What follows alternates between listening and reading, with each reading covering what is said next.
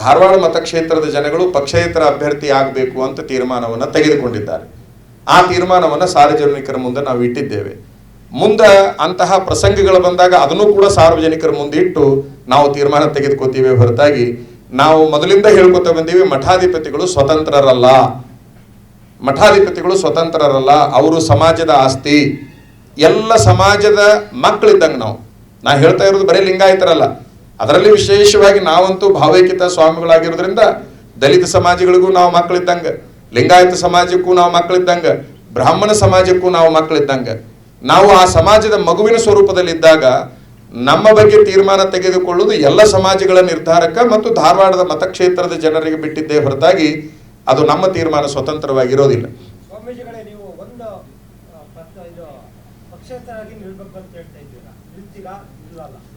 ನೀವು ಇರ್ಲಿಲ್ಲ ಅಂತ ಅನ್ಕೊಂತೀನಿ. ನಾನು ಮೊದಲನೇ ಘೋಷಣೆನ ನಾನು ಏನ್ ಮಾಡಿದೆ ಅಂದ್ರೆ, ಪಕ್ಷೇತರವಾಗಿ ಧಾರವಾಡ ಮತಕ್ಷೇತ್ರದಿಂದ ಸ್ಪರ್ಧಿಸ್ತೇನೆ, ಈ ಸಾರಿ 2024ರಲ್ಲಿ ಸ್ಪರ್ಧಿಸ್ತೇನೆ ಅಂತ ನಾ ಹೇಳಿದೆ. ಬಹುಶಃ ತಾವು ಅವಾಗ ಇನ್ನೂ ಬಂದಿದ್ದಿಲ್ಲ ಅನ್ಕೋತೀನಿ.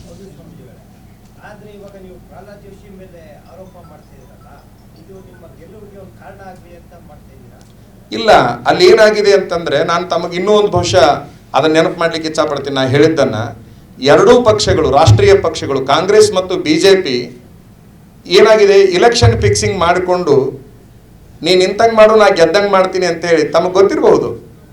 ನೋಡಿ, ಜೋಶಿಯವರಿಗೆ ಟಿಕೆಟ್ ಸಿಕ್ಕ ಕೂಡಲೇ 3 ಲಕ್ಷ ಮತಗಳ ಅಂತರದಿಂದ ಆರಿಸಿ ಬರ್ತೇನೆ ಅಂತ ಘೋಷಣೆ ಮಾಡ್ತಾರೆ. ಕಾಂಗ್ರೆಸ್ ಟಿಕೆಟ್ ಅಭ್ಯರ್ಥಿ ಹೆಸರು ಘೋಷಣೆ ಆದ ಕೂಡಲೇ 5 ಲಕ್ಷ ಮತಗಳ ಅಂತರದಿಂದ ನಾನು ಆರಿಸಿ ಬರ್ತೇನೆ ಅಂತ ಘೋಷಣೆ ಮಾಡ್ತಾರೆ. ನಾನು ಪ್ರಶ್ನೆ ಕೇಳ್ತೇನೆ, 5 ಲಕ್ಷ ಅಂತರದ ಮತಗಳು ಇವ್ರ ಕಿಶದಲ್ಲಿದ್ದಾವ ಅನ್ನುವಂಥ ಪ್ರಶ್ನೆಯನ್ನ ಈ ಮಾಧ್ಯಮದ ಮೂಲಕ ನಾ ಮಾಡಬೇಕಾಗಿದೆ. ಅಂದ್ರೆ ಹೊಂದಾಣಿಕೆ ಅಭ್ಯರ್ಥಿ ಆಗಿದೆ ಅನ್ನೋದಕ್ಕೆ ಅವರ 5 ಲಕ್ಷ ಸಾಕ್ಷಿಯಾಗಿದೆ. ಬಹುಶಃ ನಾನು ಸೋಲುವ ಅಭ್ಯರ್ಥಿಯನ್ನು ಹಾಕಿಸಿಕೊಂಡು ಬಂದಿದ್ದೇನೆ, ಆ ತಂತ್ರಗಾರಿಕೆಯನ್ನು ಅಲ್ಲೂ ಕೂಡ ಮಾಡುವಲ್ಲಿ ಯಶಸ್ವಿಯಾಗಿದ್ದೇನೆ. ಹಾಗಾಗಿ ನಂದು 5 ಲಕ್ಷದ ಅಂತರ 2,05,076 ಮತಗಳಿಂದ ಹೋದ ಸಾರಿ ಅವರು ಆರಿಸಿ ಬಂದವರು ಏಕಕಾಲಕ್ಕೆ ಅದನ್ನು 5 ಲಕ್ಷಕ್ಕೆ ಏರಿಸ್ತಾರೆ. ಯಾರು ಏರಿಸಬೇಕು 5 ಲಕ್ಷದ ಅಂತರವನ್ನ? ಮತದಾರ ಏರಿಸಬೇಕೇ ಹೊರತಾಗಿ ಮತದಾರನ ಪೂರ್ವದಲ್ಲಿ ಆ ಎಲ್ಲ ಮತಗಳು ನನ್ನ ಮನೆಯೊಳಗೆ ಬಿದ್ದು ಒದ್ದಾಡ್ತವೆ ಅನ್ನುವಂಥ ಭ್ರಮದೊಳಗೆ ಇವರು 5 ಲಕ್ಷ ಮತಗಳ ಅಂತರವನ್ನು ಘೋಷಣೆ ಮಾಡಿರ್ತಕ್ಕಂಥದ್ದು ಯಾವ ಲೆವೆಲ್ಗೆ ಅವರು ತಮ್ಮ ಅಧಿಕಾರದ ಮದದಲ್ಲಿ, ಅಹಂಕಾರದಲ್ಲಿ ವಿರಾಜಮಾನರಾಗಿದ್ದಾರೆ ಅನ್ನುವಂಥದ್ದು ಗೊತ್ತಾಗ್ತದೆ.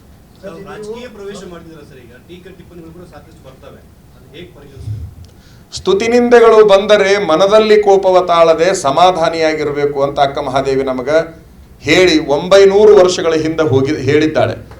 ಅದನ್ನು ನಾವು ಸಣ್ಣ ಮಕ್ಕಳಿದ್ದಾಗ ಕಲಿತಿದ್ದೇವೆ. ಅತ್ಯಂತ ಸಣ್ಣ ಮಕ್ಕಳಿದ್ದಾಗ ಸ್ತುತಿ ನಿಂದೆಗಳು ಬಂದರೆ ಹೊರಗೆ ಕೋಪವ ತಾಳದೆ ಅಲ್ಲ, ಮನದಲ್ಲಿ ಕೋಪವ ತಾಳದೆ ಸಮಾಧಾನಿಯಾಗಿರಬೇಕು ಅಂತ ಅವಳು ಹೇಳಿದ್ದಾಳೆ ಅಕ್ಕ ಮಹಾದೇವಿ.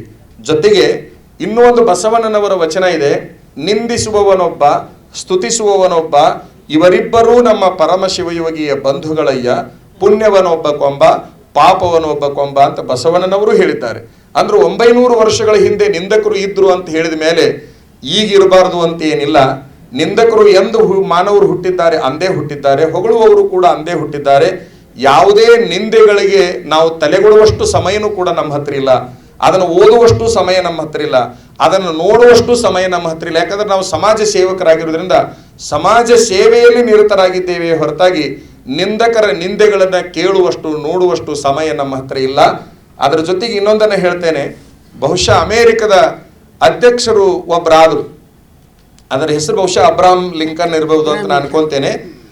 ಅಬ್ರಹಾಂ ಲಿಂಕನ್ ಅಮೇರಿಕದ ಅಧ್ಯಕ್ಷರಾದಾಗ ಅಮೇರಿಕದಲ್ಲಿ ಸಾಕಷ್ಟು ನಿಂದೆಗಳ ಸುರಿಮಳೆ, ಅಪವಾದಗಳ ಸುರಿಮಳೆ ಬಂದಾಗ ಅವರ ಅಭಿಮಾನಿಗಳೆಲ್ಲರೂ ಕೇಳ್ತಾರೆ, ಏನಂತ ಕೇಳ್ತಾರೆ, ಇಷ್ಟೊಂದು ನಿಂದೆಗಳು ನಿಮ್ಮ ಹತ್ರ ಬರ್ತಾ ಇದ್ದಾವೆ, ದಿನನಿತ್ಯವೂ ಕೂಡ ಪೇಪರ್ ಮಾಧ್ಯಮಗಳಿಗೆ ಎಲ್ಲದರಲ್ಲಿ ಬರ್ತಾ ಇದೆ, ಒಂದಕ್ಕಾದ್ರೂ ಉತ್ತರ ಕೊಡಬೇಕು ಅಂತ ಅಭಿಮಾನಿಗಳು ಬೇಡಿಕೊಂಡಾಗ ಅವ್ರು ಏನಂತಾರೆ ಅಮೇರಿಕದ ಅಧ್ಯಕ್ಷರಂದ್ರೆ, ನಿಂದಕರ ಪ್ರಶ್ನೆಗೆ ಉತ್ತರ ಕೊಡ್ಲಿಕ್ಕೆ ನನ್ನನ್ನು ಅಧ್ಯಕ್ಷನನ್ನಾಗಿ ಮಾಡಿಲ್ಲ, ಅಮೇರಿಕವನ್ನ ಉದ್ಧಾರ ಮಾಡಬೇಕು ಅಂತ ನನ್ನ ಅಧ್ಯಕ್ಷನನ್ನಾಗಿ ಮಾಡಿದ್ದಾರೆ. ಹಾಗಾಗಿ ನಿಂದಕರಿಗೆ ಉತ್ತರ ಕೊಡ್ಲಿಕ್ಕೆ ಸಮಯ ನನ್ನ ಹತ್ರ ಇಲ್ಲ ಅಂತ ಅವ್ರೇನಂದಾರಲ್ಲ, ಅದನ್ನೇ ನಾನು ರೋಲ್ ಮಾಡಲಾಗಿ ಇಲ್ಲಿ ಬಳಸಿಕೊಳ್ತೇನೆ.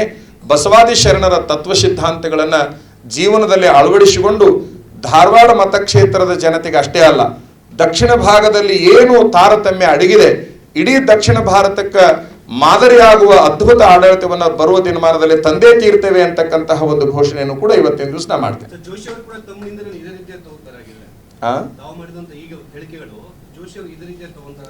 ಅದನ್ನ ಅವ್ರನ್ನ ಕೇಳೋದು ಬಹಳ ಚಲೋ. ಅವ್ರು ತೆಗೆದುಕೊಳ್ಳುವ ತೀರ್ಮಾನ ನಾನು ಹೆಂಗೆ ಹೇಳಕ್ಕಾಗುತ್ತೆ? ಅವ್ರು ತೆಗೆದುಕೊಳ್ಳುವ ತೀರ್ಮಾನ ನಾನು ಹೇಳಲಿಕ್ಕೆ ಆಗೋದಿಲ್ಲ. ಇದನ್ನ ಅವ್ರನ್ನ ಕೇಳಿದ್ರೆ ಅವ್ರು ಏನು ತೀರ್ಮಾನ ತಗೊಳ್ತಾರೆ ತಗೋಲಿ. ಅವ್ರ ಎಲ್ಲ ತೀರ್ಮಾನಗಳನ್ನ, ಅವರೆಲ್ಲ ಘೋಷಣೆಗಳನ್ನ ನಾವು ಅತ್ಯಂತ ಪ್ರಾಂಜಲ ಮನಸ್ಸಿನಿಂದ ಸ್ವೀಕಾರ ಮಾಡಲಿಕ್ಕೆ ಬಹಿರಂಗಕ್ಕೆ ಬಂದಿದ್ದೇವೆ.